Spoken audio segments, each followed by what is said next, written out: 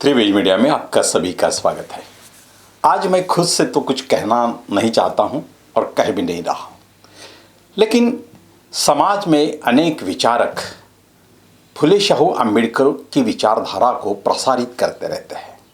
समाज भी इन्हें सुनते रहता है, लेकिन कई मौके ऐसे होते हैं कि कोई नाजुक विचारों को समाज के सामने जब पेश करना होता है, जो समाज में विवादित मुद्दे का रूप ले चुके होते हैं, उन्हें भी समाज को सुलझाकर सलाहकर एक तरह से वो बात कहना और समाज के मन में उस बात को भर देना, ये बात को बखूबी जानते हैं शूद्र शिवशंकर सिंह यादव, जो कि पूरे देश भर में अपने फुले शाहू अम्बेडकर विचारधारा का प्रचार प्रसार भी करते रहते हैं।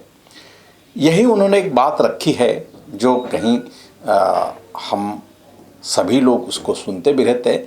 डॉक्टर बाबा साहब अम्बेडकर की 22 प्रतिज्ञाओं को लेकर हम बहुत सारी चर्चा भी करते सुनते भी हैं, लेकिन उन्होंने इस विषय में कुछ संक्षिप्त बात कही है।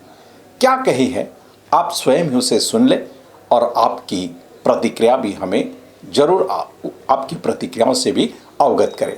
धन्यवाद। आज के इस जीजा माताएं सावित्रीबाई और माता रमाई के आज संयुक्त जयंती में आप सभी लोगों को हमारी तरफ से हार्दिक बधाई, शुभकामनाएं। देखिए, मैं बात करने में नहीं, मेरा नाम शूद्र शिवशंकर सिंह यादव है और मैं पिछले मैं 1982 से मानवर कांसीराम के साथ काम करके महाराष्ट्र में कब से अम्बेडकर मिशन के बारे में काफी प्रयास करते आ रहा हूं और उसके पिछले 10 सालों से मैं एक मिशन भी चला रखा है, गर्भ से को हम शूद्र हैं। आप गूगल पर जा करके खाली शूद्र शिवशंकर, गूगल पर शूद्र शिवशंकर आप डालिए तो आपको जो है मेरे सैकड़ों लेख, इवन सैकड़ों इंटरव्यू, इवन भाषण हमारे 10 साल के जो हैं आपको गूगल पर, यूट्यूब पर, फेसबुक पर, इवन आप मेटा एआई से चाहे ग्रोक से भी मेरे बारे में पूछेंगे तो मेरी पूरी हिस्ट्री जो है वहां आपको मिल जाएगी। मुझे सबसे बड़ी बात यह है कि मैं बाबा साहब के 22 प्रतिज्ञा पर रिसर्च और काम करता हूं।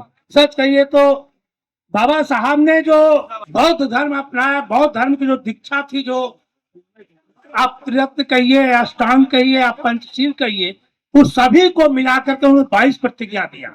लेकिन 22 प्रतिज्ञा को क्या होता है, उसमें 2-3 पॉइंट ऐसा है जिसका विरोध बहुत ज्यादा होता है। उस विरोध के कारण जो हमारे देश में कहीं भी 22 प्रतिज्ञा की बात कर दिए तो एफआईआर तक दर्ज हो जाती है। वो बड़ा मुझे खलता है एक्चुअली, क्योंकि बाबा साहब के, हम बौद्ध धर्म की बात तो नहीं कहता हूँ कि 22 प्रतिज्ञाओं को मानना चाहिए, लेकिन कम से कम अम्बेडकर वादियों को तो बाबा साहब की 22 प्रतिज्ञाओं को मानना चाहिए। मैं एक्चुअली सच कहिए तो एक चीज मैं और बोल देना चाहता हूँ, जो बाबा साहब के जो 3 चीजों पर, जो देवी देवता भगवान के ऊपर उन्होंने जो आक्षेप लगाया है, उसका मैं थोड़ा सा आपको स्पष्टीकरण देना चाहता हूँ और बस 2 मिनट में हट जाऊंगा। मैं तो 2 मिनट में, देखिए मैं क्या कह रहा हूँ। मैं बाबा साहब ने जो प्रतिज्ञा दिया था उसमें जो देवी देवता भगवान के बारे में जो प्रॉब्लम की गई थी, मैं उसमें सच बताऊं आपको, एक उदाहरण देना चाहता हूं। अब ध्यान से सुना है कि नहीं सुना आप लोग? प्लीज सुना। अगर सुनेंगे तो मैं बोलूंगा। हेलो, हाँ सुना। आप अगर ध्यान से सुनेंगे तो बहुत बड़ी बात मैं कहने जा रहा हूं, बहुत बड़ी बात। आप एक बहुत बड़ी 4 दीवारी बना दीजिए।